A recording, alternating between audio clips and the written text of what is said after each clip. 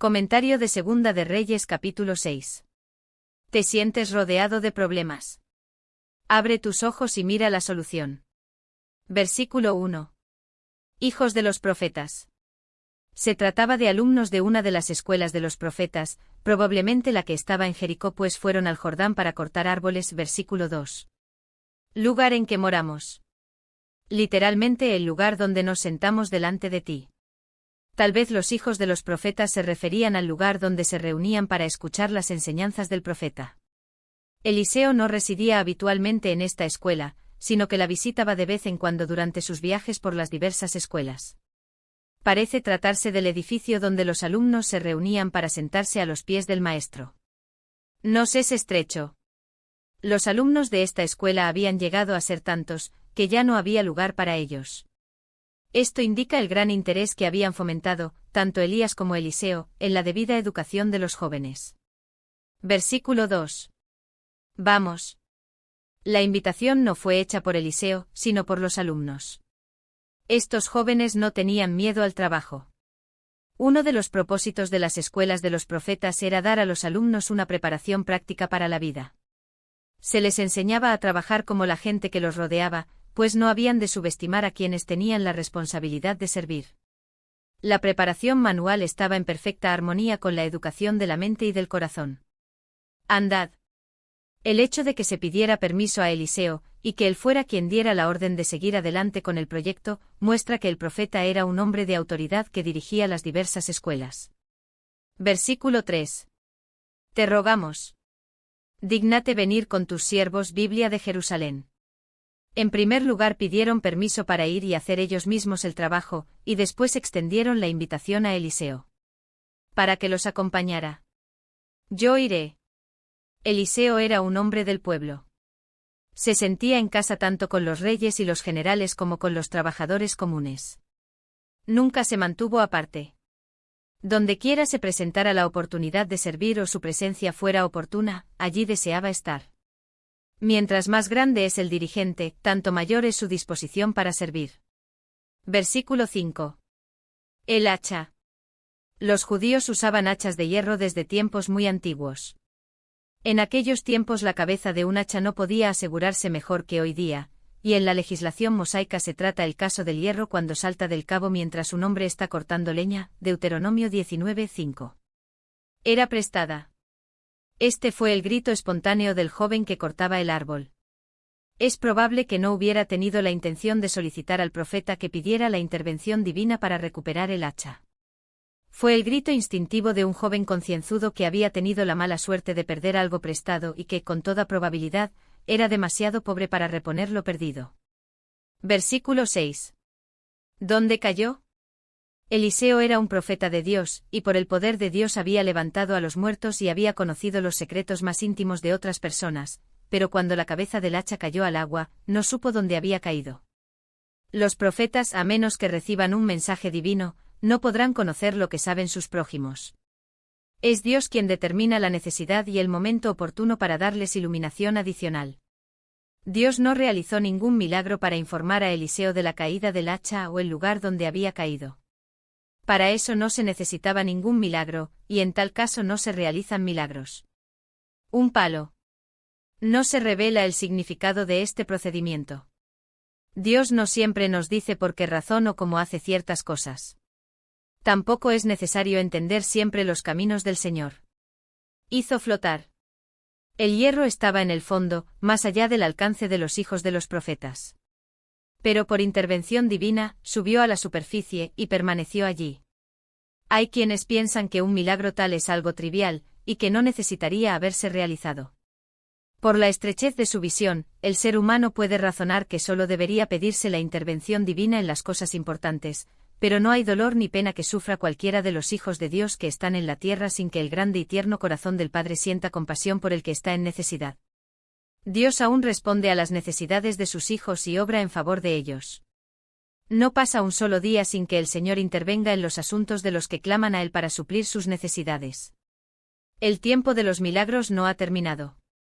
Puede no haber un Eliseo presente, pero Dios, a su manera, obra en favor de sus hijos que confían en Él. Versículo 7. Tómalo.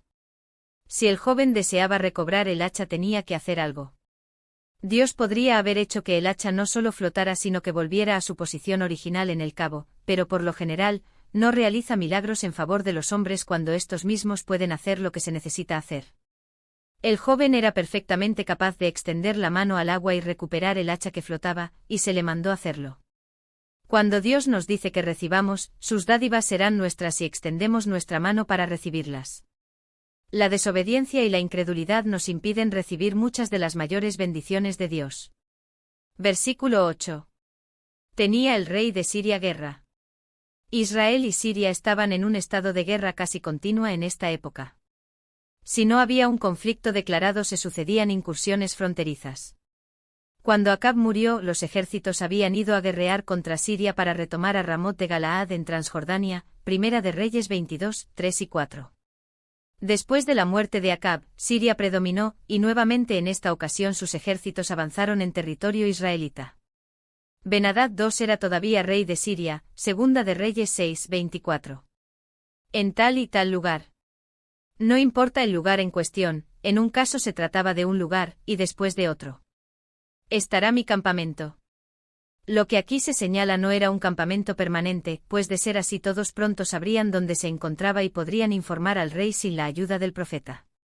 La palabra hebrea empleada aparece solo aquí, y su sentido no es claro, pero con toda probabilidad se refiere a una emboscada preparada para una incursión repentina, en la cual los factores importantes serían la sorpresa y el secreto.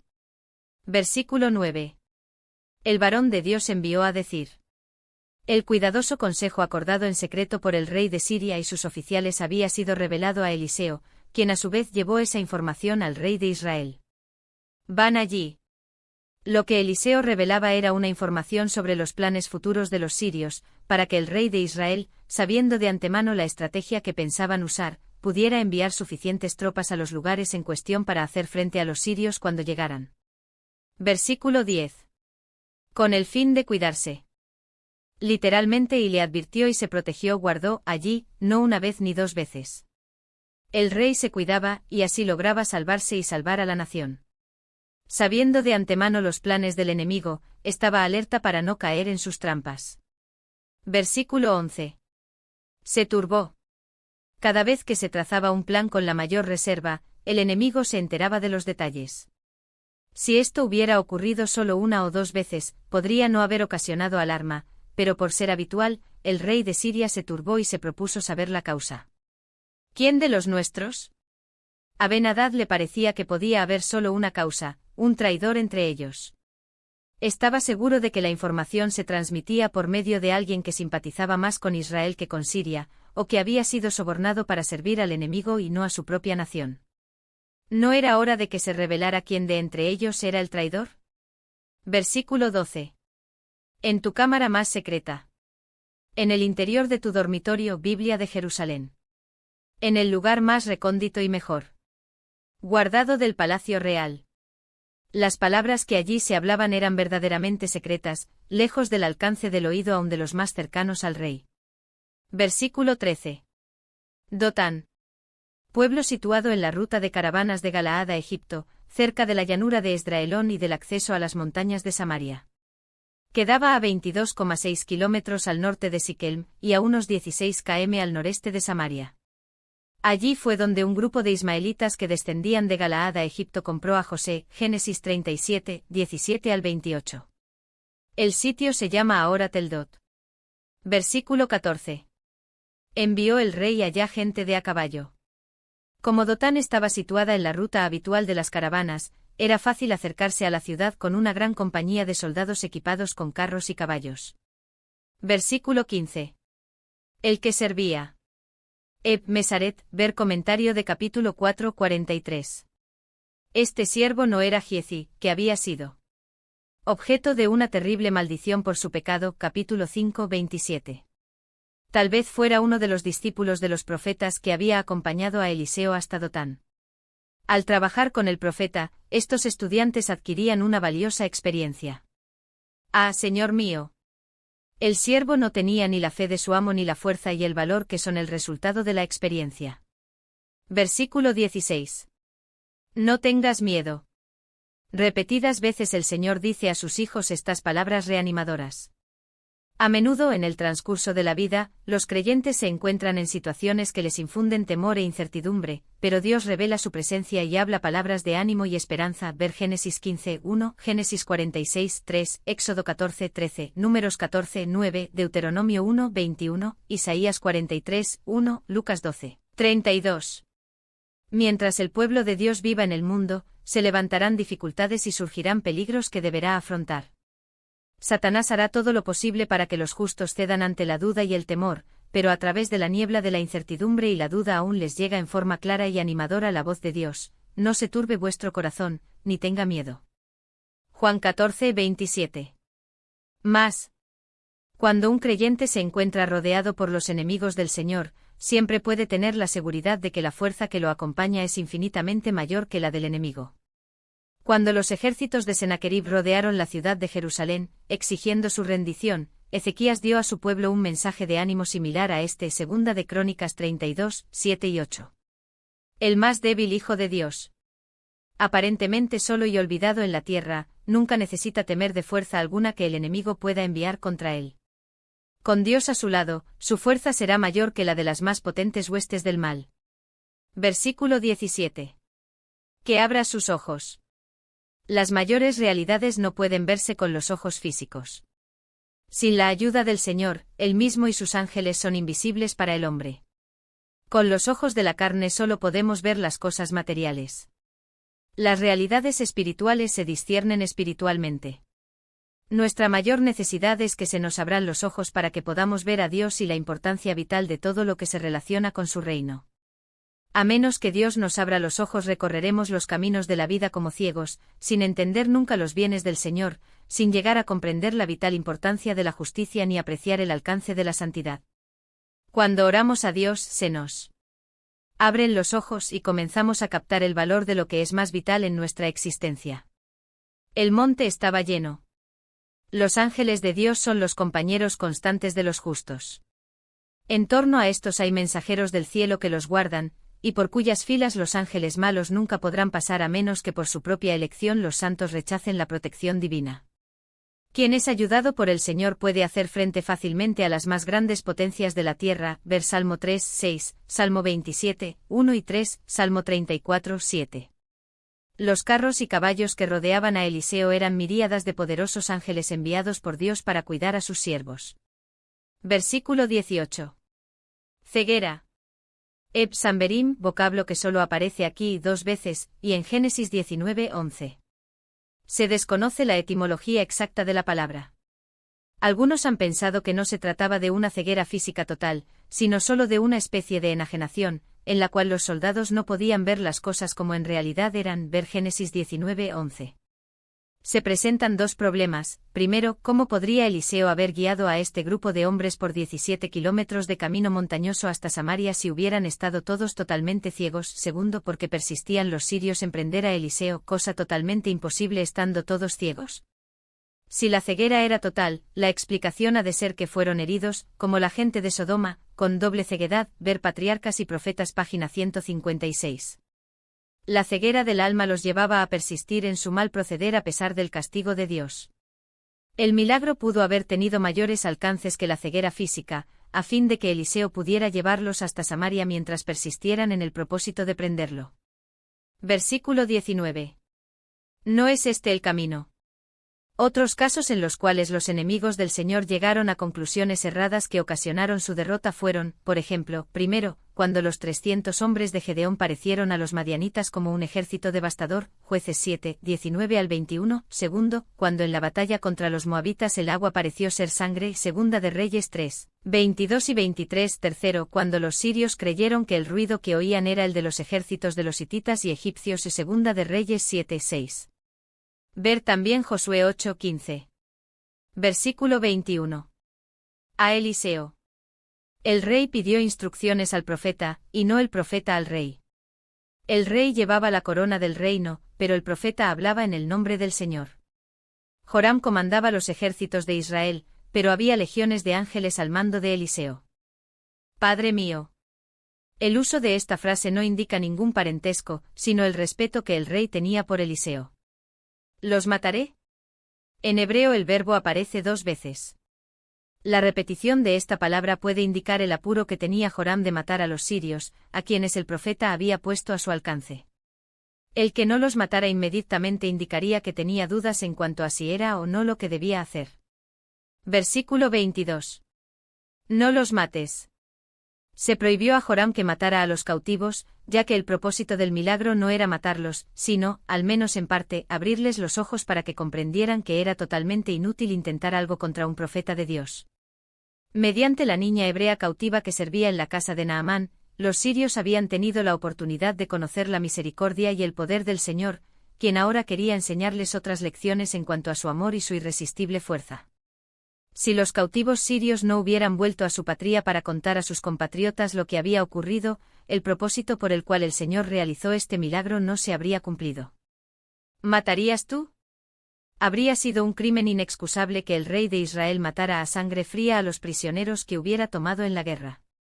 Eliseo hizo saber a Joram que estos hombres eran prisioneros de guerra y que tenían todo el derecho de ser tratados como tales.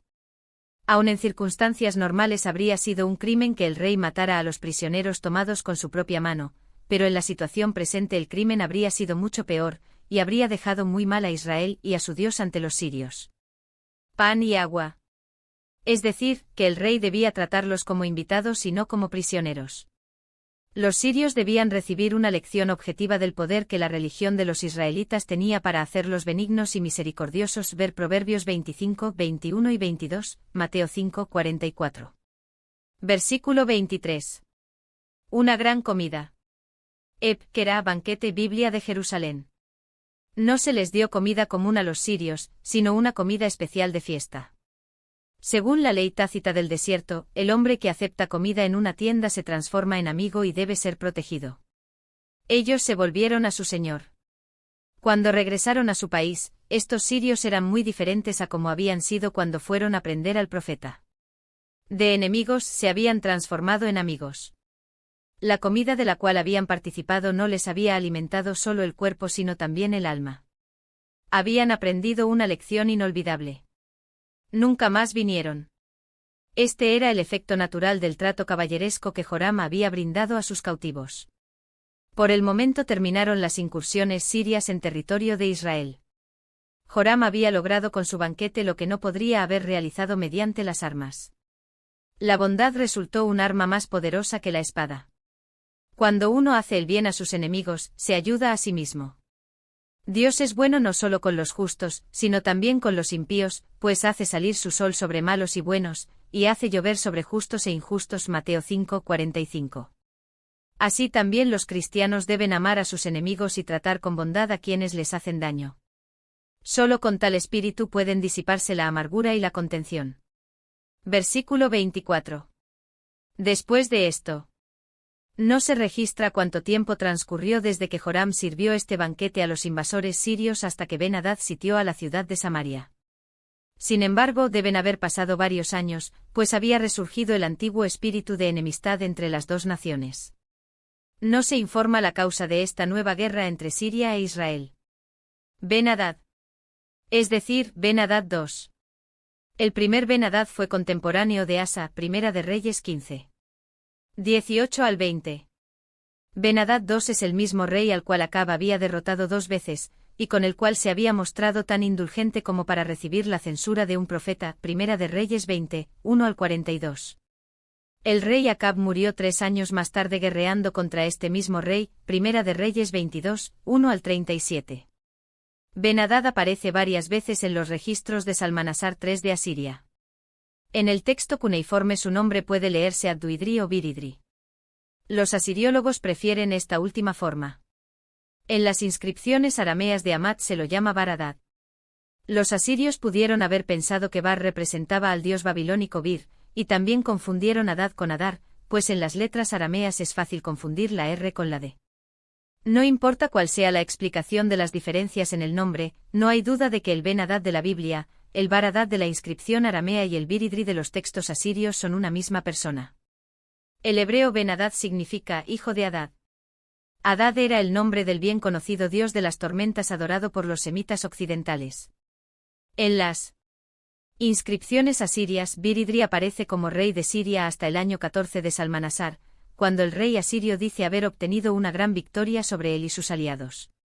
Sitió a Samaria. Esta no fue una pequeña incursión fronteriza, sino una guerra en serio y de máxima intensidad. Es probable que Ben-Hadad hubiera aprovechado un momento cuando Salmanasar no realizaba una campaña activa en la zona del Mediterráneo. Versículo 25. Gran hambre. No se desconocían las hambres en Israel. En tiempos de Elías hubo una sequía que duró 3 años y medio. Primera de Reyes 17, 1 al 18, 1, Lucas 4, 25, Santiago 5, 17, y en tiempos de Eliseo hubo hambre durante 7 años. Y Segunda de Reyes 8, 1, pero el hambre que se menciona aquí fue resultado del sitio. 80 piezas de plata. Es decir 80 siclos, o sea 912 gramos de plata. El asno era animal inmundo para los hebreos, quienes no lo comían sino como último recurso. La cabeza sería la peor parte y por tanto, la más barata.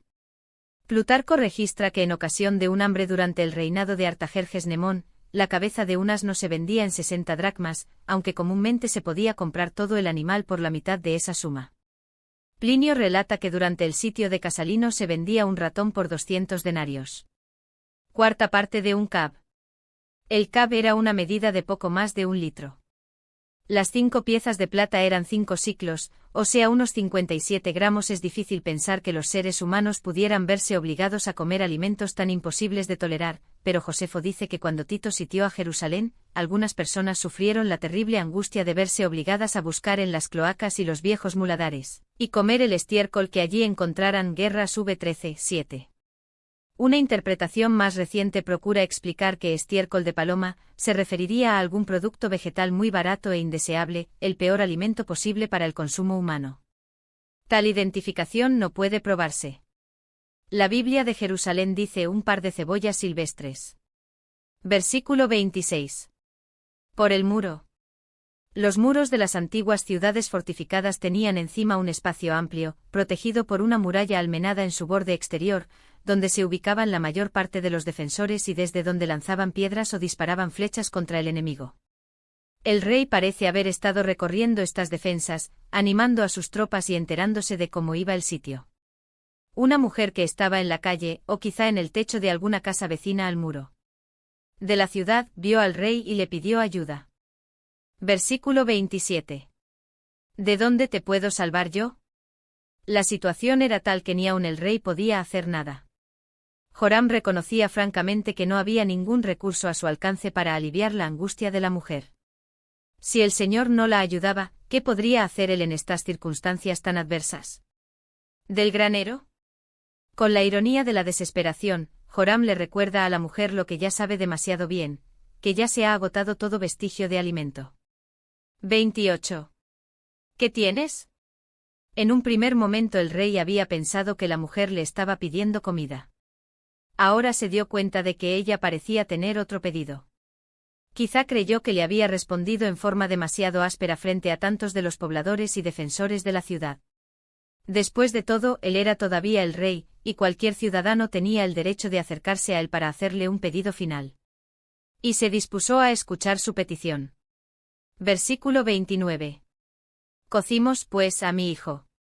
A Israel se le había advertido por medio de Moisés que si se apartaba de Dios sería víctima de circunstancias tan amargas, que los padres comerían la carne de sus propios hijos e hijas. Levítico 26, 29, Deuteronomio 28, 53. Esta profecía se había cumplido en forma terrible.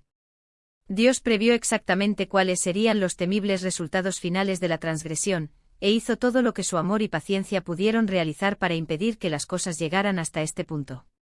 La profecía de Moisés se cumplió otra vez cuando Nabucodonosor sitió a Jerusalén. Lamentaciones 4, 10, y una vez más durante el sitio final que sufrió por parte de Tito. Josefo Guerras v. 3, 4. Ella ha escondido a su hijo.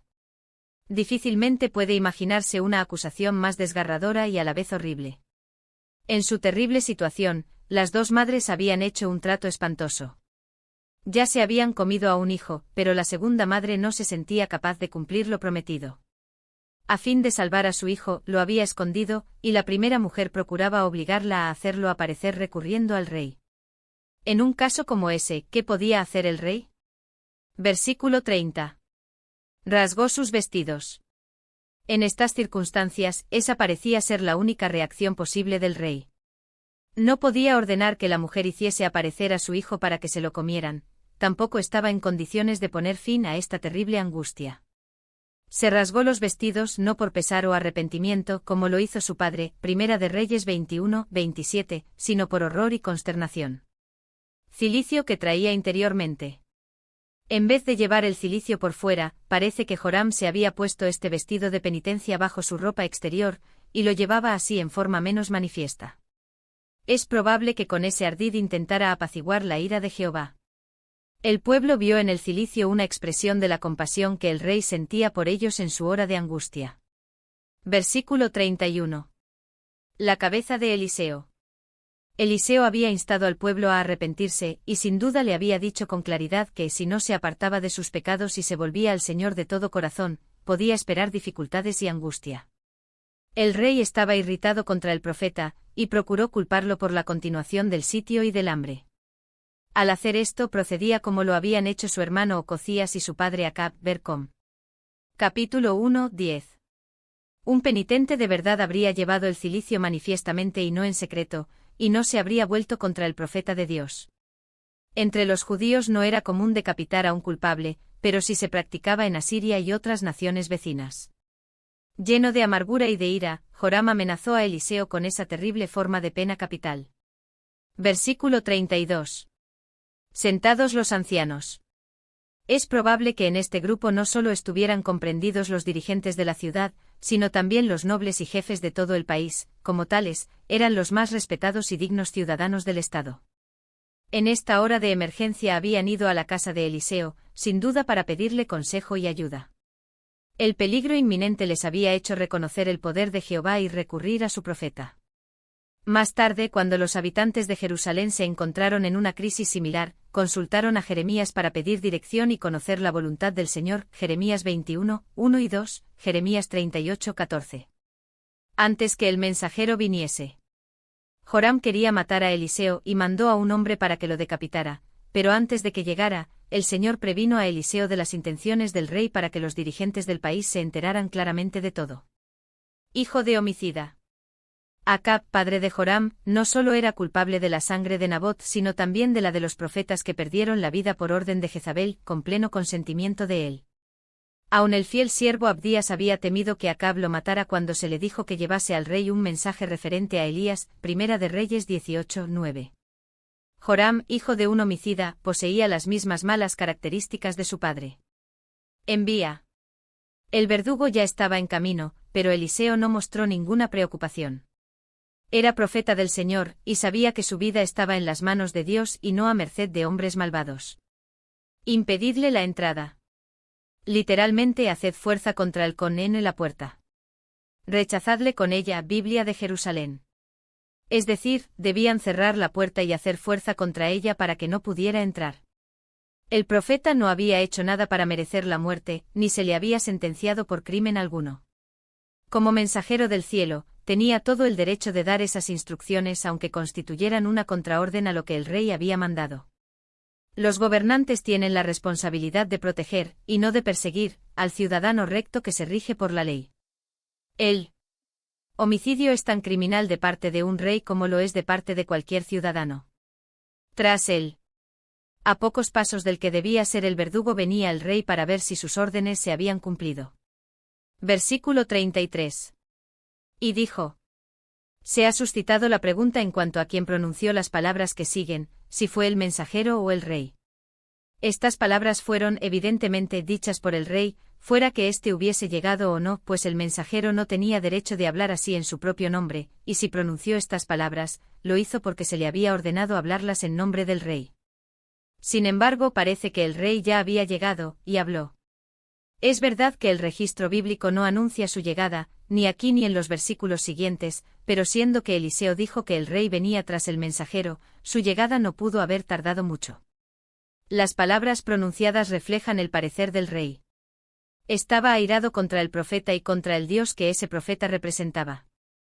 Declaró que las dificultades por las que pasaba el país habían venido de Dios.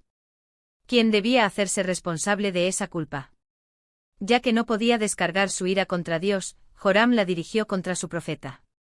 ¿Para qué he de esperar? Joram preguntó por qué debía hacer caso a Dios. Creyó que el Señor arbitrariamente había enviado ese mal sobre Samaria, y que por lo tanto era responsable de todos los horrores que acontecían. Esta repentina acción contra el profeta fue la respuesta del rey a la mujer que había recurrido a él, ver versículo 26. Puesto a prueba a la vista del pueblo y de los soldados, el rey, en su dilema, se había visto obligado a actuar, y su decisión fue volverse contra Dios y Eliseo. Ya que Dios había dejado sobrevenir el sitio, no haría nada para que éste se acabara, por tanto, Joram trató de convencerse de que su única salida era volverse contra Dios y tomar el asunto en sus propias manos. Esto hacía cuando ordenó que se matara a Eliseo. Comentario bíblico adventista del libro Segunda de Reyes capítulo 6.